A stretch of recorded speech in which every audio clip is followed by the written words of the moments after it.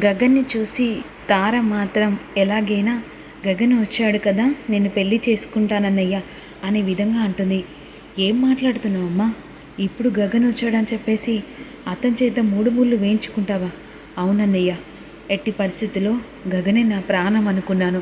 మొదటిసారి అతన్ని గుళ్ళో చూసినప్పుడే అతన్ని నా భర్త అని చెప్పేసి నేను మెంటల్గా ఫిక్స్ అయిపోయాను. అలాంటి అతను లేదని తెలిసిన తర్వాత నేను ఏదోలా ఆలోచించి అలా పిచ్చిగా ఆలోచించాను తప్ప మరి వేరే ఉద్దేశం లేదు. కానీ ఇప్పుడు గగన్ వచ్చాడు కదా, హ్యాపీగా అతని చేత నేను మూడు ముళ్ళు వేయించుకొని అతనితో ఆ ఇంట్లో కుడికాలు పెడతా అన్నయ్య అని అంటుండగా, సరే అమ్మా, ఇక నీ ఇష్టం, నువ్వే నిర్ణయం తీసుకున్నా దానికి నేను కాదు అని చెప్పినా నువ్వు వినిపించవు కదా అనే విధంగా ధృవ అంటాడు. ఆ సమయంలో పూరి మాటలు వింటుంది. ఇక వెంటనే ధృవ బయటికి వచ్చేస్తాడు. మీ అన్నయ్యతో మాట్లాడి పెళ్ళి ఖాయం చేసుకుందాము అని అనుకుంటున్నాం అని చెప్పేసి ధృవ పూరితో అంటాడు. ఏంటండి, మా అన్నయ్యతో తార పెళ్ళ? అది జరగదు. ఏంటి పూరి అలా మాట్లాడుతున్నావు? అవునండి, అలా జరగదు. మా వదిన ఇన్ని రోజుల నుంచి మా అన్నయ్య ప్రాణంగా బ్రతుకుతున్న మా వదినకు అన్యాయం చేసి తారమెలో తాళి కడతాడని చెప్పేసి నువ్వు ఎలా అనుకుంటున్నావు? ఎలా అనుకోవడం ఏంటి? ఆల్రెడీ ఇది పెళ్ళి ఓకే అన్నది కదా.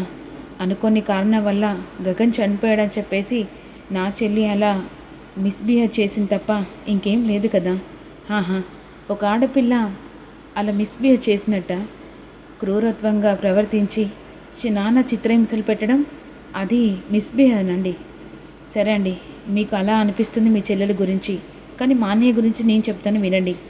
ఈ జన్మే కాదు, ఇంకో 10 జన్మలు ఎత్తిన భూమి వదినే మా ఇంటి కోడలు అని చెప్పేసి అని వెళ్ళిపోతాడు. ఇదేంటి ఇలా పూరిలా అంటుంది? తన పట్ల చాలా అసభ్యంగా మాట్లాడి తనని నానా చిత్రహింసలు పెట్టినందుకు కోపంగా మాట్లాడుతుందా అనే విధంగా అనుకుంటుండగా ఈలోపు వెంటనే తార ఎలాగైనా పెళ్ళికి ఒప్పించి శారదతో మాట్లాడాలని చెప్పేసి ఈ విధంగా ఇంటికి వెళ్ళిపోతుంది. మరోవైపు మీరు అక్కడికి వెళ్ళి గొడవ చేయడం, ఈలోపు గగన్ కూడా బయటికి రావడం, ఇదంతా జరిగిపోతుంది కదా. ఇక్కడ తార ఎలాగైనా గగన్ చేత మూడు ముళ్ళు వేయించుకోవాలని చెప్పేసి చాలా సంతోషంగా అత్తయ్యగారు అత్తయ్యగారు అని చెప్పేసి పిలుచుకుంటూ లోపలికి వెళ్తుంది. ఆ సమయంలో ఇక బయటికి అంటే జైలు నుంచి గగన్ బయటకు వచ్చాడు కదా, దేవునికి మొక్కుతూ నా కొడుకు కోడలు చాలా సంతోషంగా ఉండాలి, ఇక నుంచి వాళ్ళ జీవితంలో ఏ ఎడబాటు ఎవరు కూడా జోక్యం చేసుకోకూడదు అనే విధంగా అనుకుంటున్న ఆ సమయంలో తార రియల్ ఇంట్రెస్ట్ ఉంది. ఏంటి ఎవరో పిలిపినిపిస్తుంది, వస్తున్నానని చెప్పేసి హాల్లోకి వస్తుంది. అత్తయ్యగారు అని చెప్పేసి కాళ్ళకు మొక్కుతుంది. ఏంటి ఎందుకు వచ్చవుతారా? అదేంటి అత్తయ్యగారు అలా మాట్లాడుతున్నారు? నేను ఇంటికి కాబోయే కోడల్ని కదా, రాకూడదు అన్నట్టుగా అలా మాట్లాడుతున్నారేంటి? ఏంటి నువ్వు ఇంటికి కాబోయే కోడలువా? ఎవరన్నారు? ఎవరన్నడం ఏంటి అత్తయ్యగారు? ఆల్రెడీ మనం అనుకున్నది కదా. అనుకోని కారణం వల్ల గగన్ గారు చనిపోయారని చెప్పేసి అనుకున్నాం, కానీ ఇప్పుడు గగన్ గారు బ్రతికి వచ్చాడు కాబట్టి కుండమాడిపి పెళ్ళిలాగానే ఇప్పుడు గగన్ గారు ఇక ఏ ఆర్భాటం లేకుండా గుళ్ళో ఇద్దరం కలిసి పెళ్లి చేసుకుంటాం. ఈ ఇంట్లో నేను కోడలుగా అడుగుపెట్టి ఇక సంతోషంగా ఉండాలనుకుంటున్నా. ఏంటి గగన్ నీ మెల్లో తాళి కడతాడని చెప్పేసి అనుకుంటున్నావా? అవును కదా, ఎలా కడతాడనుకుంటున్నావు? అక్కడ వాళ్ళ బంధం విడదీయని బంధం. ఆ దేవుడు ఈ బంధాన్ని విడగొట్టలేకనే ఇక దేవునికి జాలి అనిపించి వాళ్ళ ప్రేమను దూరం కొట్టద్దని మళ్ళీ నా కొడుకును తిరిగి బ్రతికించాడు. అది ఎవరి వల్ల తెలుసా? నా కోడలు భూమి వల్ల. అంటే మీరు ఇప్పుడు ఏమంటున్నారు? అయినా తనకి విడాకులు ఇచ్చిన తర్వాత భూమి నీ ఇంటి కోడలు ఎలా అవుతుంది?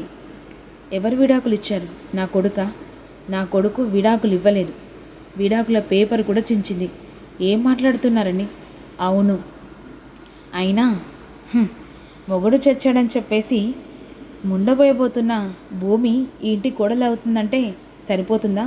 ఆల్రెడీ పెళ్ళికి కుండమాడ్పిడని చెప్పేసి నీ కూతురు నా ఇంటికి కోడలైంది అని చెప్పేసేసరికి భూమి గురించి అసభ్యంగా మాట్లాడేసరికి కోపంతో తార మీద చెయ్యెత్తుతుంది. ఇంకొక్కసారి నువ్వు నన్నేమన్నా భరిస్తాను, కానీ నా కూతురు గనక నువ్వు ఎన్ని చిత్రహింసలు పెట్టినా భరించాను. కానీ నా గోడల మీద లేనిపోని నిందలు వేసి అపార్థాలతో మాటలతో మాట్లాడితే ఈ శారద ఊరుకోదు. ఏంటి కోడలని చెప్పేసి అంత ప్రేమగా మాట్లాడుతున్నావు? గగన్ చేత నేను 3 ముళ్ళు వేయించుకుంటాను, ఈ ఇంటి కోడలు అవుతాను. ఒకవేళ నాది కాదని చెప్పేసి అంటే వెంటనే విషం తాగి చచ్చిపోతాను. చావు. ఎవరిని బెదిరిస్తున్నావు? చస్తా అని. నా కొడుకు పుట్టిందే భూమి కోసం. అలాంటి వాళ్ళ బంధాన్ని నువ్వు విడగొట్టడానికి ఎవరు? వాళ్ళ జీవితంలో అడుగు పెట్టడానికి ఎవరు? ఈ పెళ్ళి ఎట్టి పరిస్థితుల్లో జరగదు కాక జరగదు అని చెప్పేసరికి చెప్తా, అందరి సంగతి చెప్తా. ఈ పెళ్ళి ఎలా జరగదో ఆ తర్వాత గగన్ వచ్చి నా మెల్లో 3 ముళ్ళు ఎలా వెయ్యడో చెప్తాను అని చెప్పేసి కోపంగా ఇంటికి వెళ్ళిపోతుంది. ఈలోపు నా కొడుకు వస్తున్నాడు, ఎలాగైనా సరే వానికి నచ్చిన అన్నీ చేయాలి అని చెప్పేసి వంటలు చేస్తూ ఉంటుంది. ఈలోపు మంటతో లోపలికి వెళ్ళిన తర్వాత ధ్రువ తారా అని చెప్పేసి పిలుస్తూ ఉంటాడు. కానీ తార వినిపించుకోదు. అదేంటి కోపంగా వచ్చింది అని చెప్పేసి పైకి వెళ్ళేసరికి డోర్ లాక్ చేసుకుంటుంది. అయ్యగారు, తారమ్మ డోర్ లాక్ చేసుకుంది అని పని మనిషి అంటుంది. ఏంటి అని చెప్పేసి గబగబా పైకి వెళ్ళిపోతాడు. తారా అని చెప్పేసి అంటుండగా తార వెంటనే ఒక సీసా చేతిలో పట్టుకుంటుంది. అది పాయిజన్. మరి తాగేస్తుందా లేకపోతే ధ్రువ కాపాడుతుందా అనేది రేపటి అప్కమింగ్లో అప్లోడ్ చేస్తాను. Don't miss you. చిన్న లైక్ చేయండి.